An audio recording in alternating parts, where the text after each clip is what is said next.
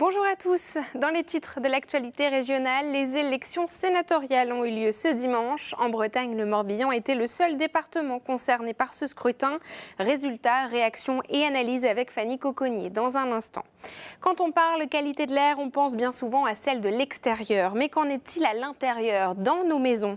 Une journée de sensibilisation aura lieu ce mardi sur ce sujet à Quimper. On vous en dit plus. Et puis dans ce journal, on découvrira aussi l'équitation éthologique. Une démonstration avait lieu ce dimanche sur la plage de Combry dans le Finistère. Je ne vous en dis pas plus, vous verrez les belles images de Camille Pochet dans un instant. Il y aura du sport aussi dans cette édition avec Laurent Villebout. Bonjour Laurent. Bonjour Julie. Alors qu'avez-vous vu ce week-end? Plein de choses, mais on a notamment ramené des images de voile, de foot ou encore de VTT. Eh bien on en parle dans un instant. Laurent, voilà pour les titres. Merci de nous suivre et vous êtes dans le JT breton du lundi 25 septembre 2017. Nouvelle manifestation ce lundi matin et cette fois-ci ce sont les routiers qui se sont mobilisés. Opération escargot, blocage des raffineries et dépôts pétroliers. Dès 6h du matin, l'accès à certaines agglomérations a été difficile comme à Lorient. Plusieurs syndicats ont réussi à bloquer pendant quelques heures des sites de stockage avant de se faire déloger à la mi-journée. Une journée d'action reconductible contre la réforme du Code du travail. Une réforme synonyme de régression sociale pour Roland Carré, membre de la CGT du Morbihan. Il est au micro de Christophe Boucher. Tout est remis en cause par les ordonnances Macron, au profit du patronat. Beaucoup de non-syndiqués étaient présents ce matin depuis 6 heures parce qu'ils n'acceptent pas ce qui nous tombe sur la tête, quoi. Avec les salariés de la chimie, avec les salariés transporteurs. En faisant une convergence de tous ces milieux professionnels-là, nous avons la possibilité de faire un blocage économique de ce pays. C'est notre volonté. Et à noter que si vous souhaitez connaître les stations en manque de carburant ou même en pénurie, une carte interactive est à retrouver sur le telegram.fr. Politique aussi dans cette édition et arrêtons-nous sur les élections sénatoriales. Le Morbihan faisait partie des 44 départements français à élire des sénateurs ce dimanche. 3 sénateurs de gauche étaient sortants et les 1863 grands électeurs du département ont ainsi élu Joël Labbé, Muriel Jourda et Jacques Lenay. Fanny Cocognier. Proclamé élu, Monsieur Joël Labbé. Il est le grand vainqueur de ce dimanche. Le sénateur écologiste sortant, Joël Labbé, est sorti en tête de cette élection sénatoriale. Une victoire nette qu'il espérait et qu'il conforte après déjà 6 ans de mandat. Je suis très heureux ce soir. Je me sens un sentiment de légitimité plus fort encore maintenant. On disait que j'étais peut-être un élu accidentel. Là, c'est pas accidentel du tout. Le fait que je sois en tête et que je sois en tête nettement, je vais pas rouler les mécaniques avec ça. Mais pour moi, ça me conforte dans ma manière d'être en politique et dans mes comportements en politique qui parfois sont pas toujours bien compris. Mais je crois que je vais continuer comme j'ai fait, en pire, ou en plus fort encore. Cette large victoire n'a laissé que des miettes aux autres candidats issus de la gauche. Nathalie Lemaguérès, ex-socialiste, partie en candidate sans étiquette, n'arrive qu'en 5e position. Avec Muriel Jourda, la droite morbihanaise est de nouveau représentée au Parlement après des législatives ratées. J'en suis aussi satisfaite pour ma famille politique qui n'était plus représentée dans le département, dans les plus hautes instances de l'État. Et nous reprenons enfin une place qui me paraît justifiée au regard de la sociologie aujourd'hui de notre département. C'est extrêmement important pour les Républicains d'être à nouveau représentés. Jacques Lenay, maire UDI de Plouay, est le 3e sénateur élu ce dimanche. Le candidat La République En Marche, Yves Josse, n'arrive qu'en 6e position. Un score qui illustre localement les mauvais résultats enregistrés ce dimanche par le parti du président de la République. La porte d'entrée de l'inspection académique à Morlaix a été murée cette nuit. Le détail de cette histoire, c'est dans l'essentiel de l'actualité bretonne par Benjamin Bréon.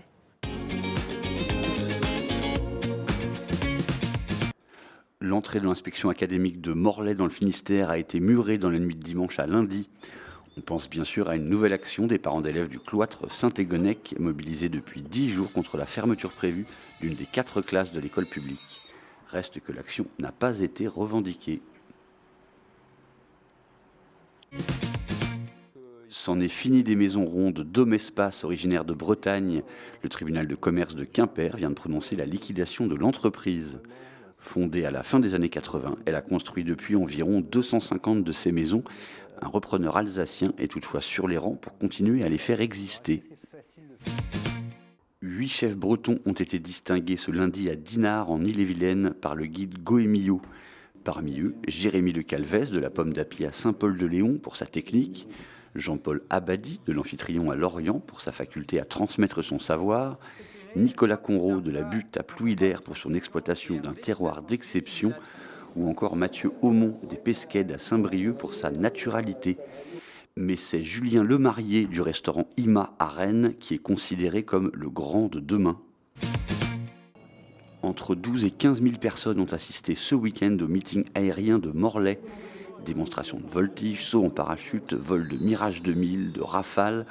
Seul le temps maussade de dimanche a un peu voilé la fête, empêchant quelques avions de décoller.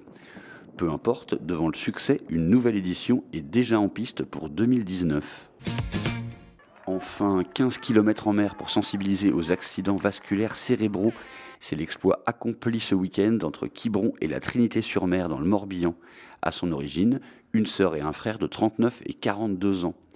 Ils aimeraient désormais motiver une centaine de nageurs pour le refaire l'an prochain. Il y en a pour environ 5 heures avec des pauses régulières. Avis aux amateurs. Et à noter également dans l'actualité bretonne que les dates des vacances de printemps devraient être modifiées dans la région. Alors pour justifier le choix, l'Académie de Rennes précise que sans ce changement, la semaine de rentrée serait perturbée par 2 jours fériés, les 8 et 10 mai. Après modification, les congés devraient donc démarrer le mercredi 25 avril après-midi jusqu'au lundi 14 mai.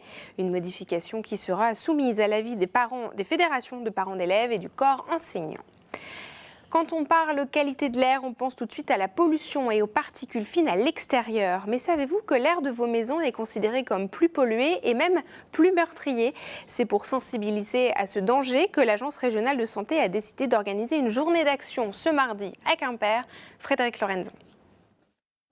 Il est inodore, transparent et pourtant il a un effet sur notre organisme. L'air que nous respirons à l'intérieur de nos habitations est bien souvent plus pollué que l'air extérieur.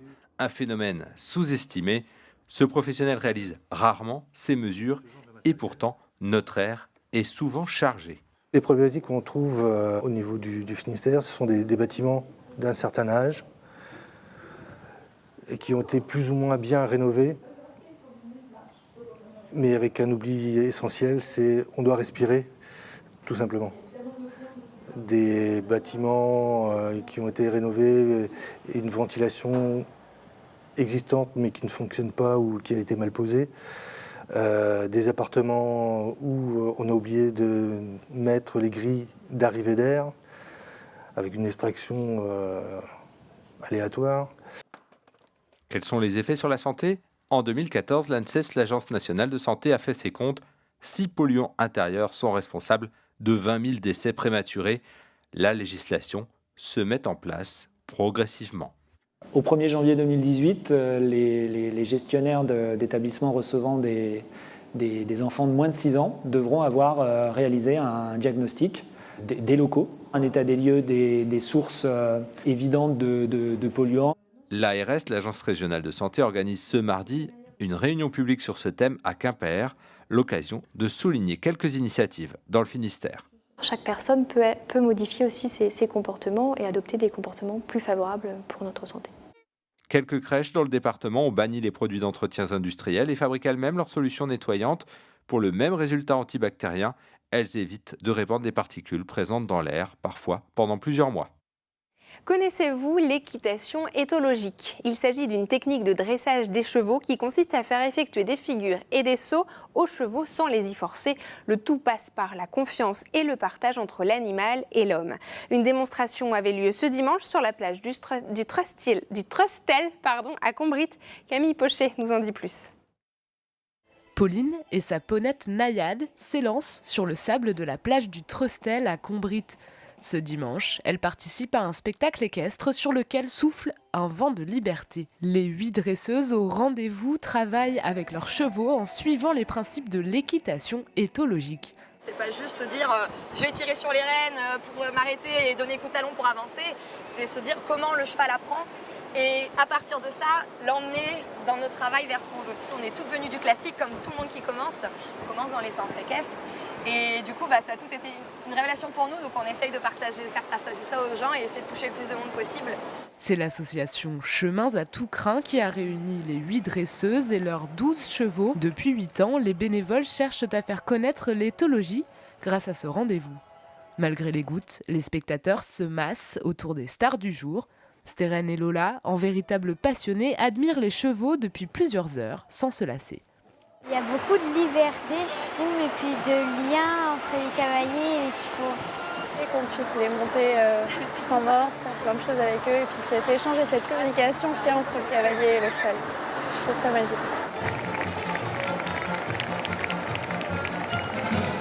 La marée de plus en plus haute chassera finalement les chevaux et leurs maîtresses. Complices, mission accomplie pour eux, les nombreux spectateurs semblent conquis par l'étendue du travail de ces couples dresseurs-chevaux et de leur talent. Et on retrouve tout de suite Laurent Villebout pour l'actualité sportive.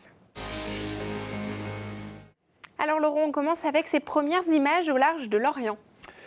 Absolument, puisque la ville aux 5 ports recevait ce week-end 2 événements majeurs, comme ces images vous le montrent, à commencer par le défi Azimut, une régate de 24 heures avec une dizaine d'IMOCA, ces bateaux de 60 pieds, qui seront au départ de la Transat Jacques Vabre le 5 novembre prochain. Dans cette sorte de warm-up avant le grand saut, c'est le duo Paul Meillat-Gwenolé-Gainet sur SMA, ici à l'image, qui s'est imposé au terme des 221 000 du parcours. Et puis autre événement nautique de masse, cette fois toujours au large de Groix, la 18e édition de l'Atlantique Télégramme. 110 équipages inscrits à cette manche du Trophée Atlantique. Sous le soleil vendredi et samedi et dans la purée de poids dimanche. L'ensemble des classements est à retrouver dans le Télégramme de ce lundi. Un mot de foot de national et on parle de Concarneau. Oui, on met le cap sur Concarneau et ça y est, enfin, on respire. Les Tonniers ont gagné. Il aura fallu attendre la 8e journée de championnat pour que la bande à Cloirec l'emporte. Victoire 1-0 face à Boulogne. But inscrit, vous l'avez vu, magnifique. 36e minute. Herman Corré sur un centre de Kelly Irep. On vous l'a remis au ralenti pour apprécier. Concarneau grimpe à la 12e place avant de se déplacer à Dunkerque vendredi. Et un mot de VTT pour finir cette sélection. Ouais, descente touchousse. C'était la dernière manche de la Coupe de Bretagne à Gouézec ce week-end. Alors les Charles, frères et sœurs, Clément et Estelle, s'imposent au bout des 1700 mètres d'un parcours rendu glissant et boueux par la pluie. Notez que Clément et Estelle Charles seront tous les deux en Italie le week-end prochain pour disputer ni plus ni moins que la finale du championnat du monde des enduro-séries. Et on leur souhaite bonne chance. Merci Évidemment. beaucoup Laurent en tout cas pour toutes ces informations et on vous retrouve lundi prochain. Et c'est la fin de cette édition. Merci beaucoup de nous avoir suivis. On se retrouve demain à 19h. Très bonne soirée.